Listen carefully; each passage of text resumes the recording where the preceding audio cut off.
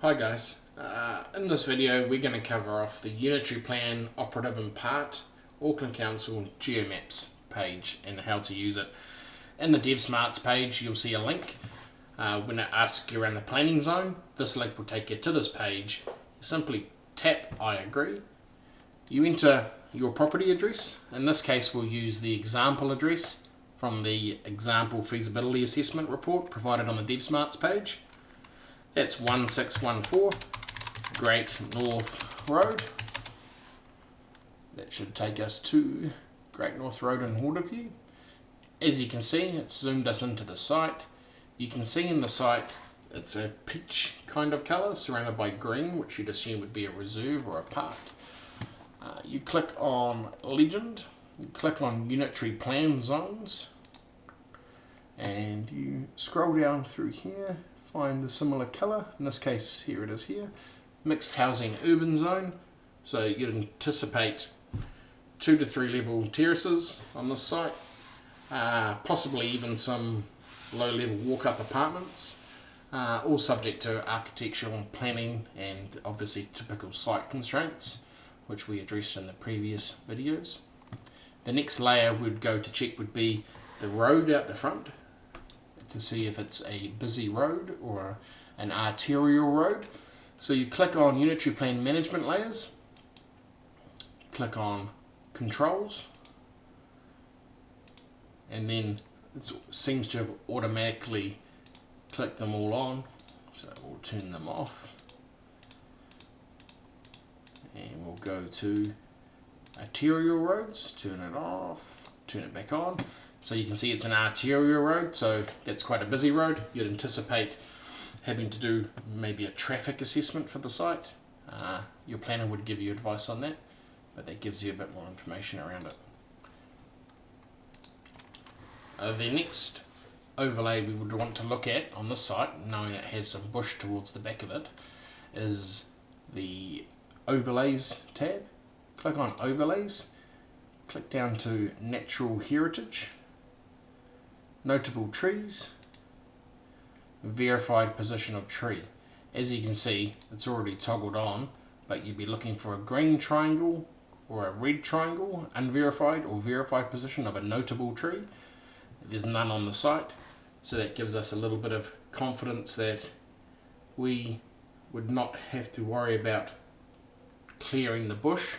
You'd always all the trees at the rear of the site, but one thing you'd want to be aware of is the proximity to any rivers, because sometimes the council have a rule around pruning trees, but your planner can give you advice on that.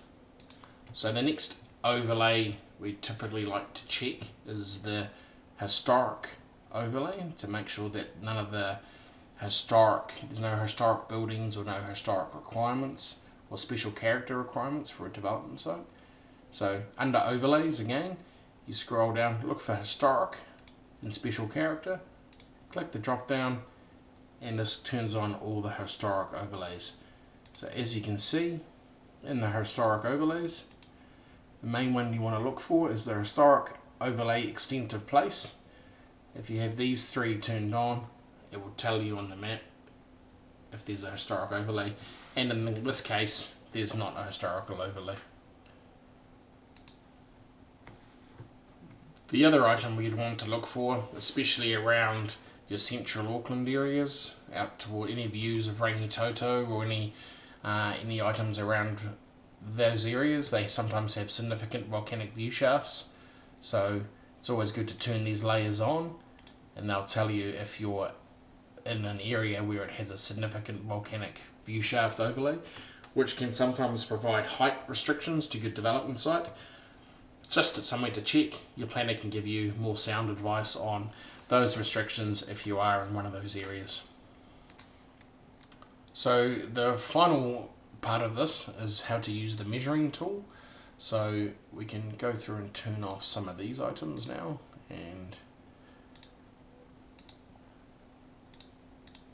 this will give us the overview of the site. As you can see, here's the trees towards the back of the site that we were talking about. Here's the park that was next door. So you can zoom in as close as you can to the site.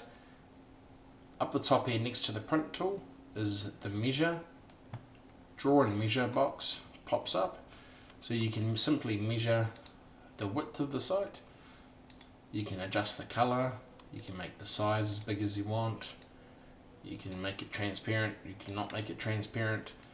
So you're zoomed in as far as you can, you tap click there, and then double tap, and then it gives you a dimension. So you've got about 16.1 metres at the front of the site. You can then work out the total area of the site if you do not have that. Sometimes it's provided in the results tab, or you can access it from Relab, or sometimes if I'm already on here, I'll quickly tap the snap tool, draw a polygon button, and then simply draw a polygon around the outside of the site. It's going to give you a good enough idea of how big the site is, and double tap the final right here, 973.6 square meters, more or less. There it is there as well. So that gives you a good idea on the width of the site. You can see north is up the page, so that's the northern side of the site. That's the southern side of the site, so typically a good side for a vehicle crossing and an entrance.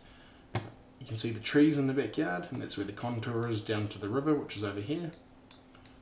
So yeah, I hope that's helpful. Thank you for your time.